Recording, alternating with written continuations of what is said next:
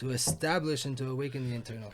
And the thing is, right, of what the Shevi Yipol Tzadik V'Kam, just wanted to get this out of the Baal Shem Tov says, right, this is Islam to begin with. Islam, Kol Maktub, everything's written. So the fact that I went and slaughtered a Jew, that was written already from Hashem, so what was I meant to do? Right?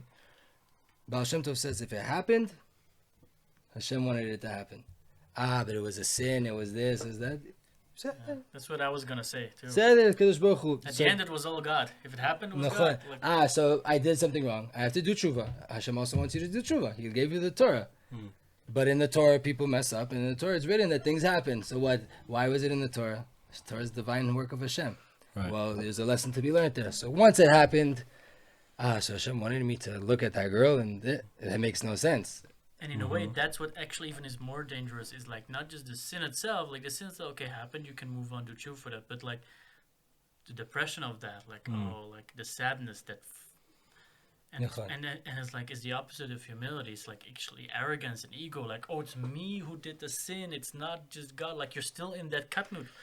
Right. But you can get out of it and like, okay, I sinned, that's over. It's interesting that moment when you have the recognition that like the same way that like, you know, God is there when I'm doing, right, when I'm putting on tefillin or I'm doing a mitzvah, he's also there when you're doing sin, right? He's fully present, fully involved. Yeah, even though it's really embarrassing, but yeah. But right, the Shevi Yipol Tzadik before you did the sin is very dangerous.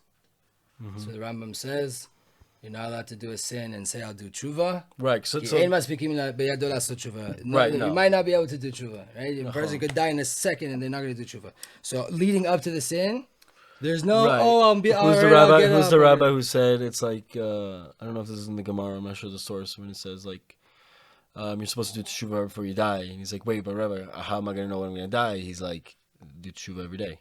That's exactly that could be your last day. Good point. I don't know the source. Maybe somebody in the comments. Welcome to the pod.